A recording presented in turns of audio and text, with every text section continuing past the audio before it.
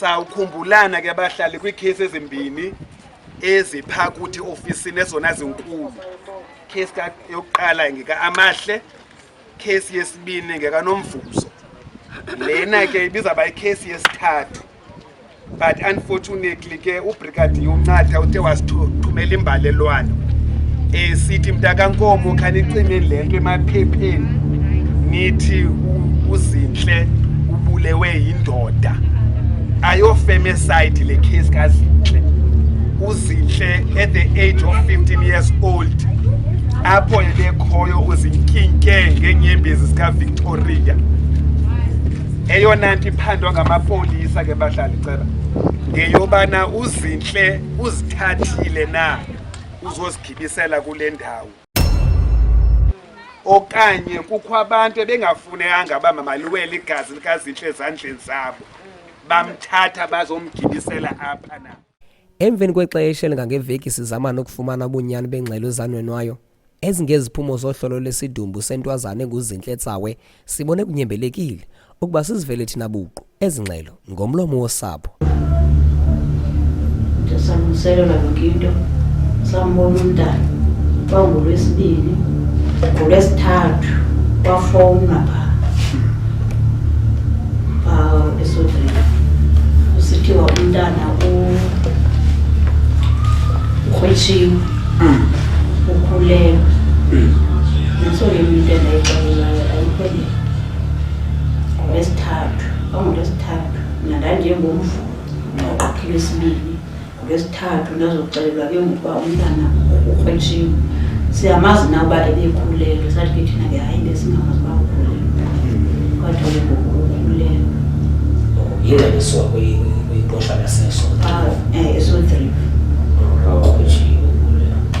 so lena yena nsika idibene mhlawumbe notywala kuthiwa usele kakhulu wazi mhlawumbe yena iva ngabanye okayiveva ngomcuphi utyala naye kufonela uze yena wazixelela akaphethanga nto ngeqembu athi siwakugqirha kuqaqo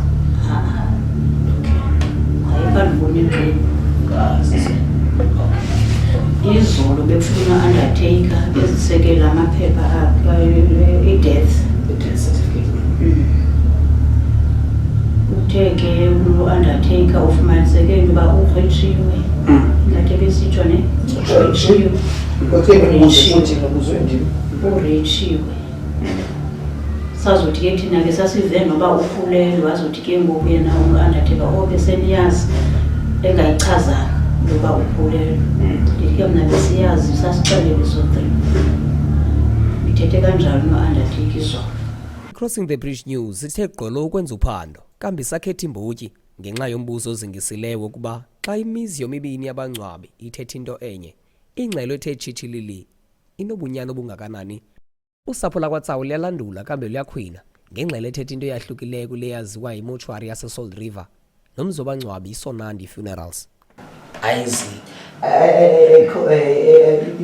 iseqaleni ayithethi lento ithethwa yiSonandi because kaloku iSonandi inoxoka ngoqala ugqirha msolo wantu uthi utshekishe uZintle yaqona senjwa ayinoxoka iSonandi ithi uZintle ukhwetshiwe uZintle pregnant but into yokubreka ngoku ngala xesha zange ndichaze kodwa kubonakala xa seyiqhaqhiwe ke babonakala ke izolo ke ngoku ngexesha ndiqinisekisa kulo mntu buza into yokubana uZintle ude wabe yintoni isigulo sakhe ubulewe yintoni kanye ndibuza lo futhi bese sibulibala seyihamba no-undertaker babesicacisa ngezinto phanapha seyihamba dayimani uZintle ude wabe ubulewe yintoni kanye wathi uZintle ubulewe ukhwetshiwe and uZintle urechiwe ndaye nakurechwa njani into ebenxibile ngoba phaa benxiba athi asise umntu uyakwazi ukurepa xa ekwazi uyakwazi ukurepa ugqiba athi athi nxiba athi sogqiba ayazi uba ke ngoku sisuku uzabulala kaloku uyayazi uba uyamazi.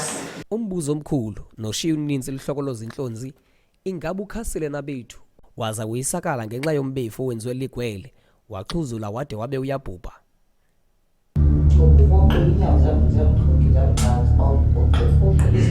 Ziyabonakala ifoni ukuvula ifoni ladabulele kuyo zabonakala izithethe ifoni ebhuti wathi wayowulala zaphela ke dabulele kuyo zisizanayo